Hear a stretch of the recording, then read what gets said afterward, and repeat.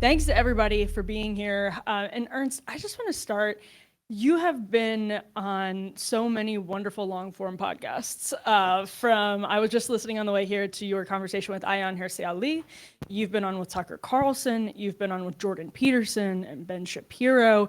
And you have a great skill of breaking down a very complicated and painful situation in a way that's sort of easy for people in another country to understand. So if you could start just by explaining to us, because I heard you make this point and I thought it was super interesting, why South Africa is ahead of the West, not behind the West, but ahead of the West on some of the racial strife, cultural strife. This is something you told Ion.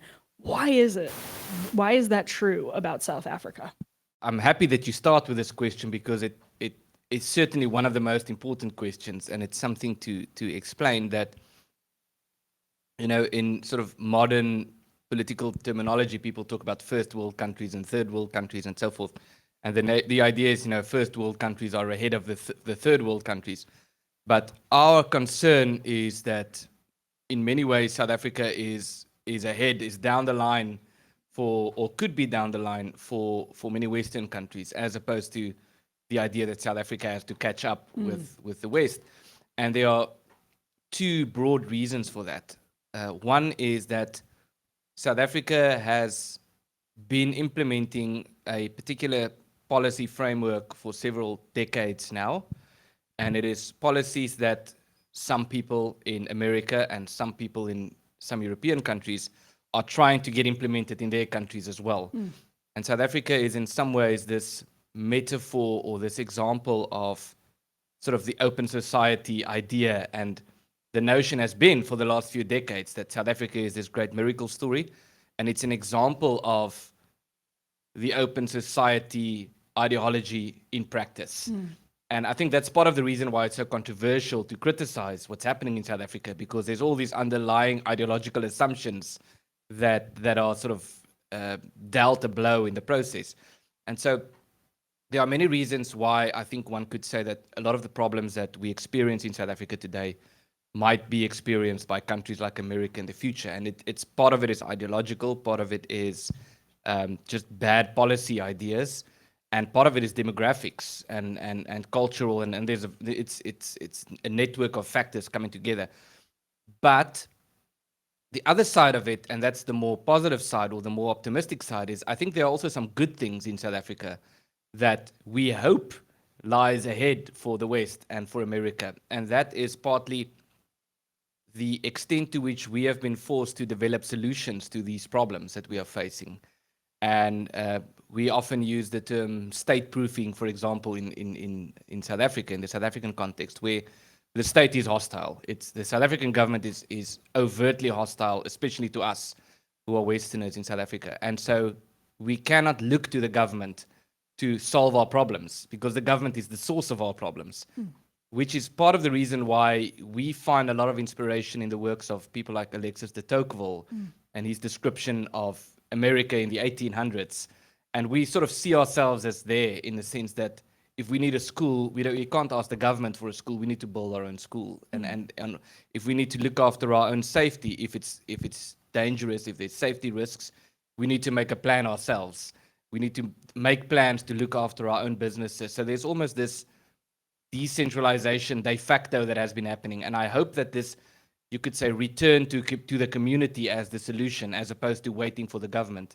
I think that's a good development, and I hope that South Africa is also somewhere down the line as far as that is concerned, and that our friends in America will learn from that. Is any of that happening across racial divides or political divides? Is there any type of, to your point, awakening happening between people in the South African left and right, between Black South Africans, white South Africans, or is it still very segregated in camps about what the right, in the left camp and the right camp, about whether or not you should have some of this, some of the policies, for example, that exist that are fairly explicitly discriminatory, intentionally discriminatory, and that's the kind of point. Yeah. And maybe you could tell us more about those two. So it's difficult to explain South Africa in terms of who's on the left and who's on the right, because it's such a big, diverse complicated country. Tell us more about that, because as Americans, are sort of, and from any country, you always have to graft your own kind of political, your own political map onto the other country, and it's never easy. So it's difficult to explain to an American that South Africa is a big country, because America is a big country. But in terms of size, it is, so the distance, if you compare South Africa to Europe, for example, the distance from the south to the north, from Cape Town to the northernmost town of Messina, is the distance from Rome to London. And from the easternmost town of Alexander Bay to St. Lucia in the west, or the other way around, Alexander Bay in the west to St. Lucia in the east, is the distance from Amsterdam to Kiev. And it's South Africa's twice the size of Texas. It's about the size of Europe, Western Europe, if you take away England and Spain. And you could fit 19 of the American states into South Africa. So that's one part of it. It's a big country. So North Africa is a region with many countries. East Africa is a region with many countries. West Africa is a region with many countries. Central Africa is a region with many countries. South Africa is one big country. And part of that probably explains the way the boundaries of South Africa were drawn. Explains this is downstream of that. Yes, so it's very interesting. The ANC today, who's in power in South Africa, was actually founded in response to the drawing of the boundaries in South Africa that we still have today, in sort of as a sign of protest. The boundaries were drawn in 1910 after the Anglo-Boer War. The ANC was founded in 1912. And before the unionization of South Africa, as it was known, South Africa was a variety of Boer republics or Afrikaner republics, British colonies, African kingdoms, like Black African territorial arrangements with different systems of authority and so forth. And then after the Anglo-Boer War, it became one big country. And so it's a bit ironic that the borders were sort of drawn during this process of colonialism. And now, and also South Africa became very much an English country, even though there are few people in South Africa speak English as a first language, but it's sort of the lingua franca. And now those in power today, even though they were founded in response to this as sort of a sign of protest, they wish to maintain this. They want to maintain sort of this status quo. They want to maintain the borders, and they want to maintain English as the language. So the irony is that under the banner of decolonization, we all need to speak English. We need to abandon our indigenous languages. But it's so I mentioned that it's big, but it's also diverse. It's diverse. The South African Constitution recognizes 12 official languages, of which one is sign language. But it's diverse in terms of different nations living in South Africa with different cultures, different languages, different ways of thinking about territorial arrangements, about matters of constitutionalism and so forth. And it's not just different cultures, it's different civilizations. So you have Westerners living in South Africa, you have peoples from different parts of Asia living in South Africa, you have Jewish community. It's very big and it's very diverse, but we have this one big central government that is trying very hard to govern it as a unitary state, even though the government is very incompetent. So there's this dichotomy of the government being very dangerous in terms of trying to implement very destructive policy ideas like confiscating private property and so forth. But they have this one major Achilles heel, which is that the government's completely incompetent. So they're not able to follow through on the things that they would like to do. Is the government also, and this is like the hottest question, but is the government also racist? Well, the government is obviously and overtly and explicitly racist. Tell us. So in a variety of ways. One is just in terms of the legislation. So I'm pretty sure that it's safe to say that the South African government today is the government in world history with the most race laws. I'm not aware of a country anywhere else in the world throughout history that has had just a longer list of laws on its books. There are currently more than 140 race laws in South Africa. So every sphere of society is categorized according to race, and then it says that people have to be treated differently according to their skin color. Of course, they would frame it in all these lavish, flowery terms like black empowerment, when it does nothing to empower black people. That's the one side of it. The other side of it is just the rhetoric from government leaders, and not just people on the fringes, like mainstream, the president, the deputy president, and so forth. So, for example, the current president has said during the negotiations for a new South Africa in the 90s, he was asked, what's your plan for white people? And he said, our plan is to deal with white people like boiling a frog alive. And it's that metaphor of making sure the temperature gets warmer gradually, not too fast so that the frog jumps out.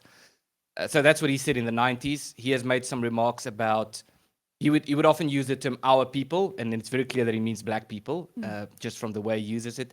He has said that if people don't keep voting for the ANC, for his party, white people will come and oppress them. The president before him, President Jacob Zuma, said that a democracy works like this. The majority must have more rights than the minority. And of course, by that he meant that black people must have more rights than white people. That's how democracy works. And novel theory. Yeah, exactly. And then it was celebrated. That's very, very, very intelligent, very smart.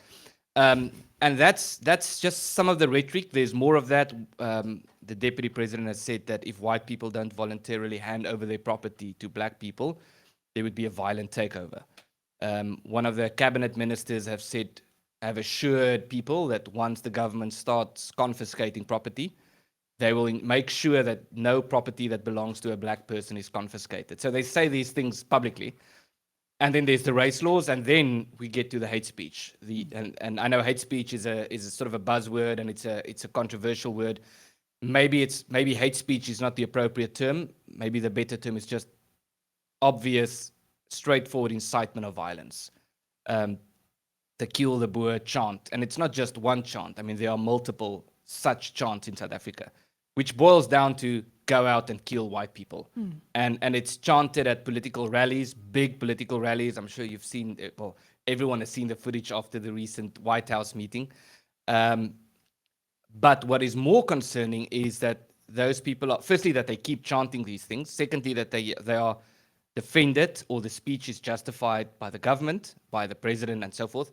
Thirdly, and this is quite bizarre, and it's worth saying, the South African Human Rights Commission has, so this guy, Julius Malema, who became sort of notorious for chanting Kill the Boer, there was a case of hate speech that was filed against him when he said that he's not calling for the slaughter of white people, but he might do so in the future.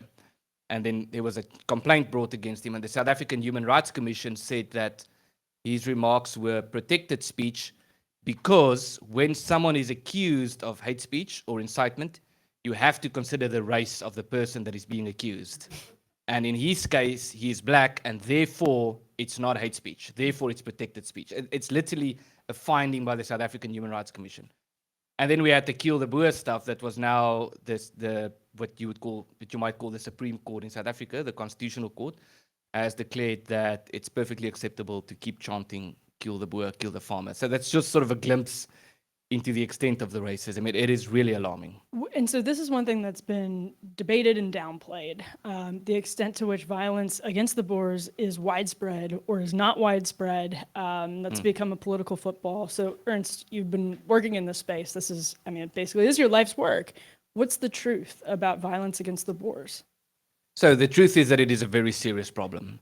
The reason why it has become a debate is because the response to that statement is, so you are saying that there are not other serious problems in South Africa? And of course there are. So gang-related violence is a big problem in South Africa. And it's really, really, you don't want to go to one of those territories that's sort of inhabited or controlled by gangs, because you get killed. And so part of the accusation is, so if you are saying that the farm murders is a problem, then what you are saying is that there's not a problem in terms of gang-related violence as well.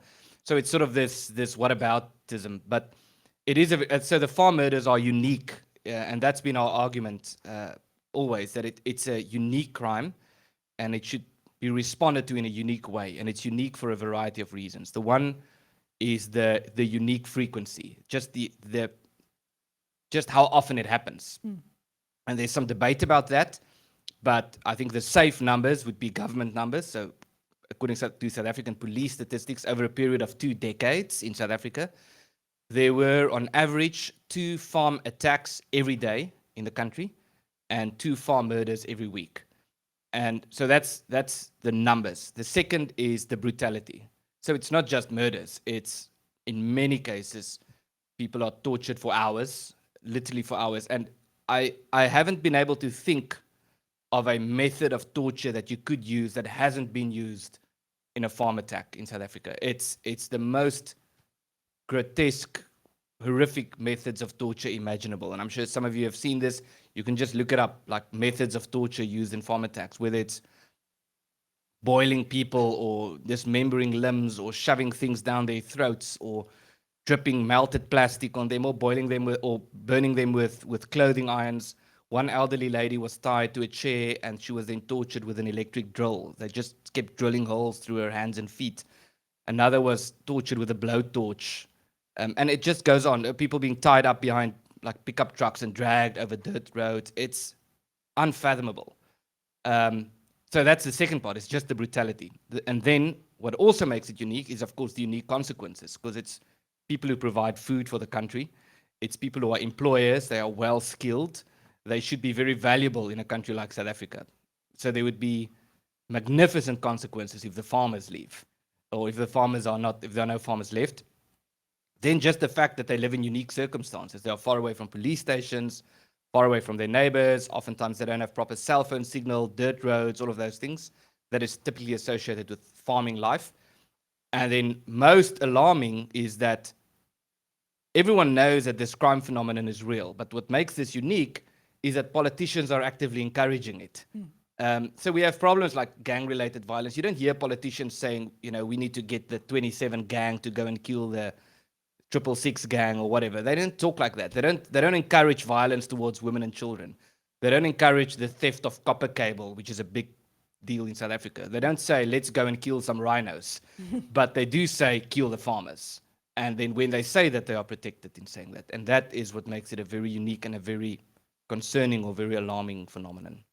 Yeah, and can you just tell us how, I mean, because in the United States, a lot of people worry, and actually a lot of people on the right worry that with so much what's called reverse racism, you end up pushing white Americans deeper into racial politics where they might not have been before. Is that the case with the Boers? Is that something that you've seen? Yes and no. Yes, in the sense that the type of rhetoric regarding South Africa has become very divided. I'm much more concerned, and I really mean this, it's not just some vague statement. I think there's a lot to back this up. I'm much more concerned about radicalization in terms of what's happening in South Africa on the left. Or people who would just, for example, say, well, there's nothing wrong with chanting kill the Boers, or when the farmers are murdered, maybe they deserve that, you know, that type of sentiment. I think you would find extremist people on all sides, and you would find right-wing extremists and so forth in South Africa, but it's really actually rare. You will find them if you look for them, but you won't really walk down the street in South Africa and find these. You know, we had this in South Africa. We had a group called the AWB, which was sort of the far right group in South Africa. They eventually died out because they didn't have support. So you would find people saying, you know, you would find, if you look for something, you will find it. But I'm not too concerned that on the right or among Afrikaners that we have this massive problem of people just becoming racist. I think it's partly because of the history of South Africa and sort of the apartheid history that looms over you everywhere you go. And everywhere you go, you get accused of, oh, you guys, you're the apartheid guys. And so I think there's sort of a sufficient consensus that we need to move past that. That's not, I think, our biggest concern is this growing resurgence of racism. You know, it strikes me, just as we're talking, I'm curious how much different it is for you to be here in the United States, where we certainly have our problems. There's no downplaying that. But I have a friend who just got back from South Africa and from the UK and said, you don't understand, it's completely different. I mean, the tension is extraordinarily palpable. So for you, I don't want that to be a leading question. I'm curious if you agree, but if you are here in the US, you know, for an American, do you think people would be surprised to be in South Africa and sort of sense the difference in the culture? Yes, I think I would always encourage people to come to South Africa or go to South Africa. But there are some things that you need to know. And one of the very obvious things is just walking around at night. You can do that. I can walk tonight from where I stay to the Starbucks and go and get a coffee, but you don't do that in South Africa. When the sun sets, you go to your house. You can drive to some place, but there are some areas that you cannot go to. There was a massive problem in South Africa, and I don't want to deviate too much with just Google Maps taking people on like the shortest routes, not knowing that they would actually take them through one of these gang-infested areas, and then people would get hijacked and attacked and assaulted and so forth. So there are some areas that you just know you have to avoid it. And walking alone at night, especially for a woman or for walking with kids and so forth. And it's strange just how we've gotten used to that in South Africa. That is a difference. And I think in terms of the climate, there's this sort of it's almost paradoxical in the sense that it's not as if when you walk down the street in South Africa in a shopping mall, that people are just on the verge of, fighting and swearing at each other. So on a social level, relations are quite good. It's our problem of racism is certainly vertical. In other words, with the government, I think, and you experience that, like when you go online and when you go to political events and so forth. But people generally have good relations with each other. They don't hate each other. But that doesn't mean that they have different views about things like property rights. That's a practical example. Like the Zulu community is very big in South Africa, the Zulu nation. They, at least in terms of Zulu culture, they don't believe in private property rights. They believe that in communal ownership, the king owns the land and the king tells you what you should do on the land. It's so, I mean, you would find Zulu people who are very into private property, who have sort of become westernized in a sense. But that's just a different perspective on life and on matters of law and constitutionalism and so forth. So those type of differences are quite tangible. And so that's really interesting because that's not, some type of like Western socialism. It kind of predates the dawn of Western socialism. And it's one of the big questions I had for you, Ernst, is, at least here in the States, we can kind of point to some of what's been dubbed DEI or cultural Marxism, and you can kind of point to where it comes from in the academy. And I'm curious with the Zulu community, for example, is this socialism? Is this something different? Is it something that becomes socialism when it goes into a constitutional government? What are you kind of up against when it comes to these racial politics? Yes, so it certainly is socialism, and I think there's an explanation to that. So we are very pro-democracy, but it's very difficult to make the argument that democracy is working in South Africa because it's not working.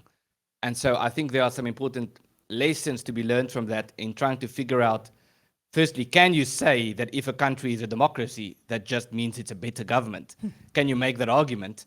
And there's actually been some studies on that, and one study in particular that I found very insightful in a political journal, I believe in Europe, found that they had sort of this quantitative approach to determining whether you could say that if a country becomes a democracy, the government would be more accountable. And the answer was sort of yes and no. It depends on the country. And one of the things it depends on is how homogenous the country is. So a country that is very homogenous tends to be a much more stable democracy than a country that is very diverse, like South Africa. But then there's another part of the equation that is, I think, especially relevant to South Africa, which is it depends on how wealthy the country is. Because democracy is essentially a supply and demand system of politics. And if you have high levels of unemployment, like in South Africa, with more than 40% of people who live there being unemployed, or more than 40% unemployment, that's the narrow definition. People who don't have homes, who don't have jobs and so forth. The question is, could you really blame them then for voting when they vote for socialism? Because they don't have anything. And then there's this political party that comes to them and says, well, vote for us and I'll give you money. And the other guy says, vote for us and we'll implement freedom in the market and you can go and get a job and that type of thing. People vote for socialism. And so we have socialism in South Africa, not so much because people are sort of just blind on Marxism and they read the Communist Manifesto. Some people do. But I think it's just sort of a natural consequence of the reality in South Africa, that a party that builds its ideology on socialism would do much better in an election. So this crept into American politics when President Trump obviously opened up an asylum program for Afrikaners. And here's a question. Do Afrikaners want to come to the United States? Because I heard you on Tucker Carlson's podcast making the point that sort of the entire motivation behind the political project is that this is land people's families have had for centuries. That's meaningful and that's important. So it seems, unlikely that en masse people are going to want to pack up and take advantage of an asylum program. Could you give us your take on what's happened? Yes. So the asylum or the refugee program is it's difficult to comment on because you would have to be nuanced, and in the sense that it's very good that this has happened because it sheds the light on a serious crisis in South Africa to an extent that people didn't know about or didn't want to talk about, and now it's not really possible to pretend that there's not a problem in South Africa. You can try and you can argue about the statistics and you can debate the extent of the problem. And so in that sense, it's good. And I think this refugee program also perhaps potentially opens up some doors for diplomatic leverage and so forth. And there will certainly be people who will take that up, as has happened. And there will be more people. More people will come. Because in a sense, it's a bread and butter issue for many people. Especially what we experience is that there are a few categories of people who are more interested in the refugee program. One is people who have experienced trauma in South Africa. Like if you've been attacked on a farm, or if someone close to you was murdered, or your property was invaded. People who have experienced that are much more probable. It's much more probable that they will want to apply for refugee status. The other would be people who are just struggling economically, people who don't have a job for whatever reason, who are suffering, who are struggling to make ends meet for whatever reason that is. And then also younger people, like more ambitious people who want to see the world. And I don't know if they would necessarily apply for refugee status, but you get that a lot, like young Afrikaners going to Texas and working on farms and so forth. They all are on below deck on Bravo. Yeah. They're all on the yachts. They're all working on yachts. Nobody knows what I'm talking about. I know some of you do. The women do. So, but the thing is that we, the Afrikaner people, we really do love South Africa. And we really do love the country, the weather, the climate, the food, the music, the environment. The wine. I mean, you can just keep mentioning things. It's an incredible country. The animals, the wildlife, everything. And we've been there for centuries. We've been there since, was it 124 years before the Declaration of Independence? We were already in South Africa. So it's not as if we just showed up yesterday. And we became a unique people in Africa, in South Africa, to the extent that we named ourselves after the African continent. We call ourselves the Afrikaners. We named our language after the African continent. Our language is Afrikaans. And when you listen to like Afrikaans folk songs and traditional, like the type of songs that people sing around campfires, all of them are about how much we love South Africa. Like all of those songs, like every single one of them. That doesn't necessarily mean that you love the political system or you love the president or you love, the policies and so forth. But it's so that, and then also just the history, and our story is very comparable to the American story. In terms of the pioneers arriving, some local frictions, cooperation, and there's just so many parallels. But just the history in terms of the wars we had to fight for freedom in South Africa, local like battles we had, like with the Zulus, for example, but with the English, the two Anglo-Boer wars. So there's sort of the friction side, but there's also the development side, how Afrikaans became one of 3 languages in the last century that was developed into an academic language. So we deliberately had this project to say we're going to develop our language to be an academic language. And I did my PhD in Afrikaans, for example. And this this project and this drive over centuries to say we need to find our place here in Africa, and this is very much ingrained in the Afrikaner psyche. And so many people who leave would still say they actually want to go back.